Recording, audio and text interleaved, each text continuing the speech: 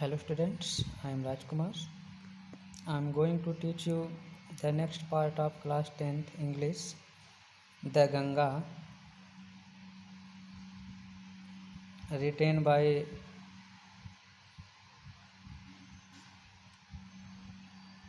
पंडित जवाहरलाल नेहरू।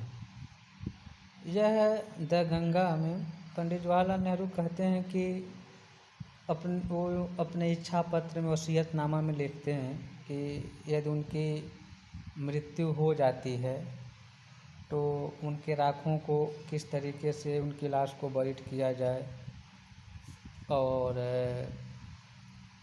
उनको लाखों को मतलब राखों को कितने भागों में बांटा जाए, तो वो इस तरीके से इच्छा जाहिर करते हैं। तो देखते हैं कैसे वो सोचते हैं कि उनको कुछ पार्ट को गंगा में विसर्जित कर दिया जाए, कुछ राखों को आसमान में ले जा करके उस फील्ड में फेंक दिया जाए जहाँ पर किसान खेती कर रहे होते हैं। तो देखते हैं फिर कैसे करते हैं ये।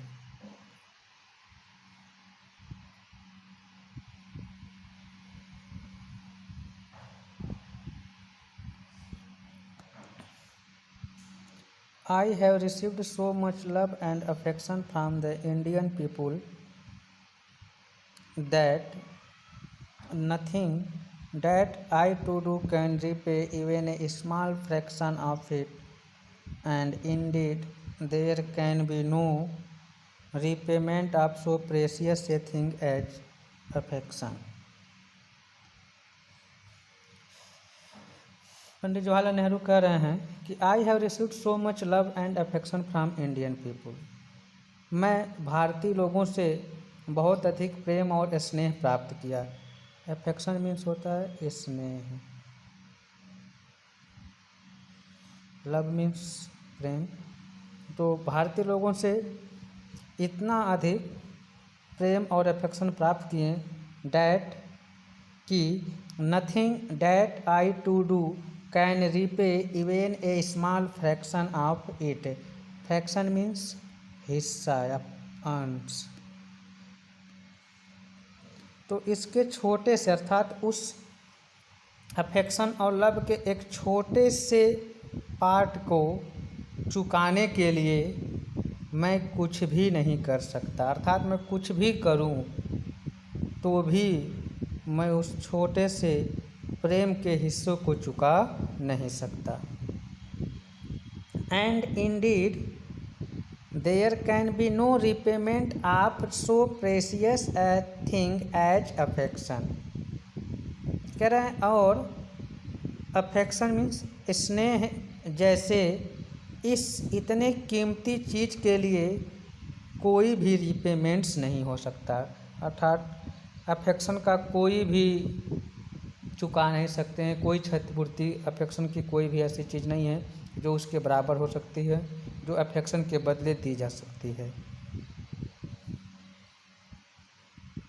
Many have been admired, some have been revered, but the affection of all classes of the Indian people has come to me in such abundant measure that I have been overwhelmed by it.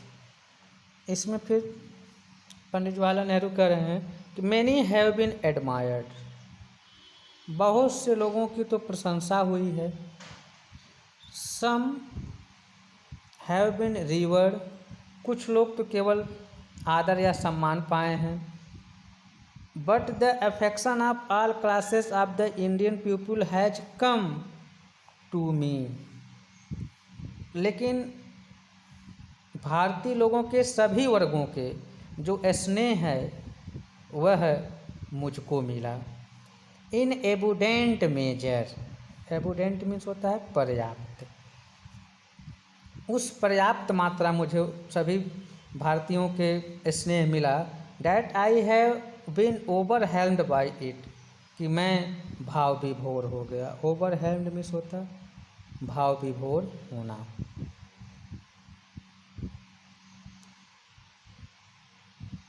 I can only express the hope that in the remaining years I may live I shall not be unworthy of my people and their affection. पुनः कह रहे हैं कि I can only express the hope, मैं केवल एक आशा को व्यक्त कर सकता हूँ कि in the remaining years I में लिव, जो आने वाले समय में जब मैं जिंदा रहूँ तो I shall not be unworthy of my people and their affection, तो मैं अपने लोगों और उनके स्नेह के प्रति कभी भी अयोग्य न रहूं। अर्थात मैं जब जिंदा रहूं तो कभी भी ऐसा न हो कि मैं कभी ऐसे बन जाऊं कि मैं कभी अपने लोगों के स्नेह और प्यार को न प्राप्त कर सकूं। Next, to my innumerable comrades and colleagues I owe an even deeper depth of gratitude. कह रहे हैं कि to my innumerable comrades and colleagues, innumerable means होता है असंख्य, जिसकी कोई संख्या न हो, असंख्य। कॉमरेड मीन्स भी साथी, कॉलेजेज मीन्स होता है साथी। तो मेरे अनंत असंख्य साथियों को I owe an even deeper depth of gratitude, मैं उस अनंत अपने साथियों को बहुत तहे दिल से कृतज्ञ या आभारी हूँ। We have been joint partners in great undertakings and have shared the triumph and sorrows which inevitably accompanies them। पुनः कह रहे हैं, I have been joint partner in great undertakings, हम लोग बहुत बड़े मुसीबतों में भी, अंडरटेकिंग्स मीन्स होता है मुसीबत, बहुत बड़े मुसीबतों में भी साथी रहे हैं। and have shared the triumph and sorrows which inevitably accompanies them, inevitably means होता है अनिवार्य रूप से, और हम लोगों ने विजय पराजय दोनों शेयर किया, बांटा। वह विजय पराजय जो निश्चित रूप से जिसको टाला नहीं जा सकता है सबके साथ थी, अर्थात सबके साथ विजय और पराजय अर्थात दुख सुख होता है, उस दुख सुख में हम लोग क्या रहे थे, साथी रहे। किन की बात कर रहे हैं, वे उन भारतीयों की बात कर रहे हैं जो उनसे प्रेम करते थे और स्नेह करते थे। Next,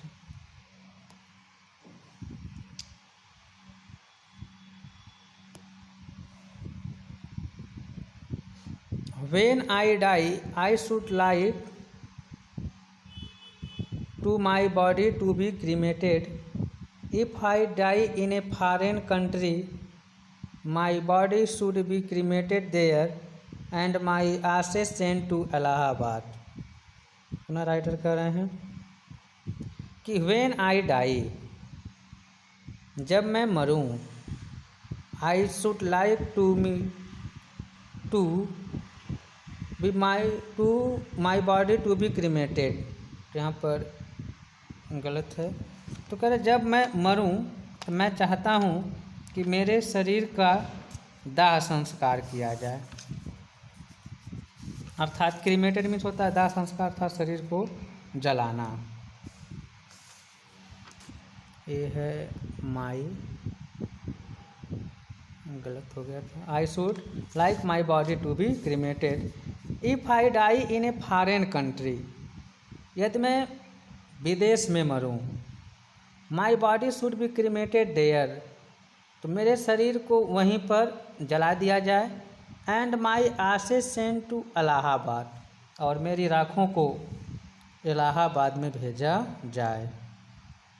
A small handful of this ashes should be thrown in the Ganga and the major portion of them disposed of in the manner indicated below.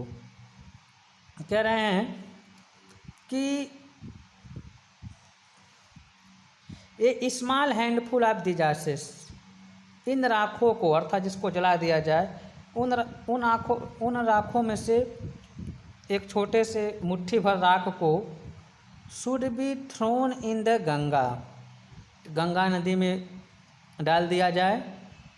And the major portion of them, और जो बची हुई राखें हैं disposed of in the manner indicated below, तो वो उस तरीके से विसर्जित किया जाए जैसे कि नीचे दिया गया है।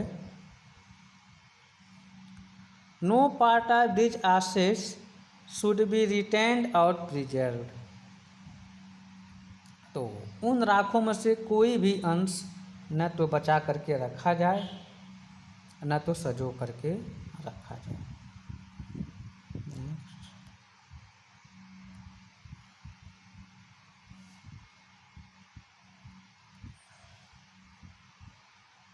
My desire to have a handful of my ashes thrown in the Ganga at Allahabad has no religious significance so far as I am concerned।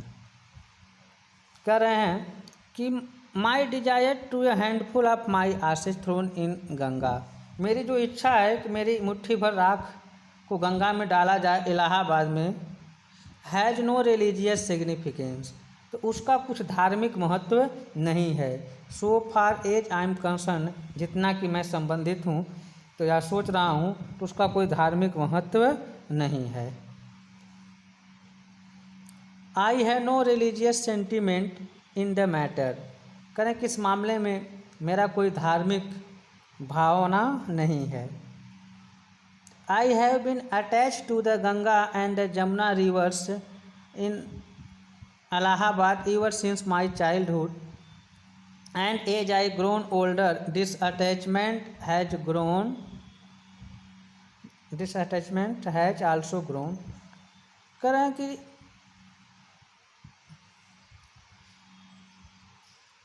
I have been attached to the Ganga and Jamuna river in Allahabad ever since my childhood, मैं बचपन से ही इलाहाबाद में गंगा और जमुना नदियों से मेरा लगाव था या जुड़ा हुआ था।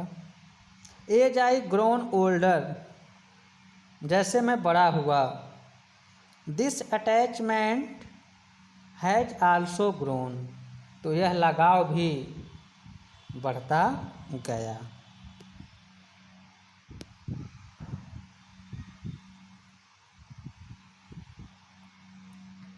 I have watched their varying moods and have often thought of the history and myth and tradition and song and history that have become attached to them through the long ages and become part of their flowing water।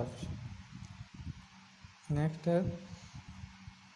I have watched their varying moods as the season changed, जैसे जैसे मौसम बदलता है तो मैं उन नदियों के भिन्न भिन्न मुद्राओं को बदलते हुए देखता हूँ, अर्थात गंगा और यमुना नदियाँ। And have often thought of the history and myth and tradition, और मैं अक्सर उस इतिहास, कथा और परंपराओं के बारे में सोचता था। एंड सॉन्ग्स एंड स्टोरी, और गीतों और कहानियों के बारे में सोचा करता था। That have become attach to them, जो उस नदियों से जुड़े हुए थे। Through the long ages and become part of their flowing water, जो एक लंबे युगों से उस नदी से जुड़े हुए थे। ऐसे गीत, कहानी, परंपरा, मिथ, हिस्ट्री के विचार के बारे में मैं सोचता हूँ, और वह जुड़ने से become part of their flowing water, उस बहते हुए नदी के क्या हो गए, हिस्से हो गए थे या अंग हो गए थे।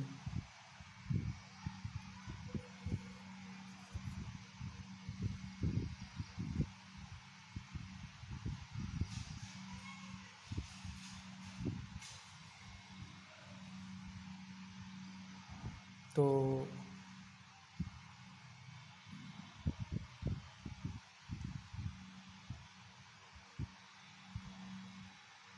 The Ganga specially is the river of India beloved of her people, round which is intertwined her racial memories, her hopes and fear, her songs of triumph, her victories and her defeat. Next देखते हैं। The Ganga specially is the river of India. वो गंगा विशेषतः जो भारत की नदी है, beloved of her people, तो भारत के लोगों की प्रिय है। Round which is intertwined her racial memories, जिसके चारों तरफ उसके कुछ रेशियल यादें हैं, गूंथी हुई हैं। Her hopes and her fears, उसकी कुछ आशाएं हैं, निराशाएं हैं। Her songs of triumph and her victories and her defeat, उसके विजय के गीत हैं, उसके पराजय के गीत हैं, उसके हार के गीत हैं।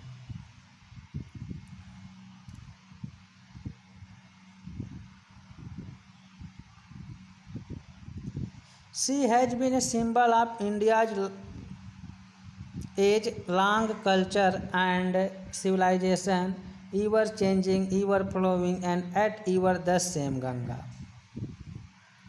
पुनः she has been a symbol of India's long age culture, she has been a symbol of India's age long culture. वह इंडिया की एक लंबे युगों से चलती आ रही परंपराओं की एक प्रतीक है। एंड सिविलाइजेशन, और उस सभ्यता की प्रतीक है जो एक लंबे समय से चले आ रही हैं। ईवर चेंजिंग, ईवर फ्लोइंग, पल पल बदल रही होती है, हमेशा बहती रहती हैं।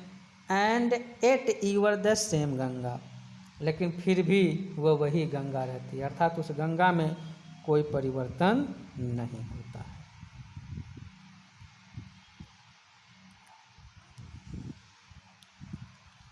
She reminds me of the snow-covered peaks and deep valleys of the Himalayas, which I have loved so much, and of the rich and vast plains below, where my life and work have been cast. Writer कर रहे हैं कि she reminds me the snow-covered peak and deep valleys of the Himalayas। वो गंगा नदी मुझे हिमालय के बर्फ से ढके हुए चोटियों तथा गहरी घाटियों की याद दिलाती है। Which I have loved so much, उस हिमालय की नदियों और चोटियों को या घाटियों को जिसको मैं बहुत अधिक प्रेम करता हूँ, उसको मुझे याद दिलाती है।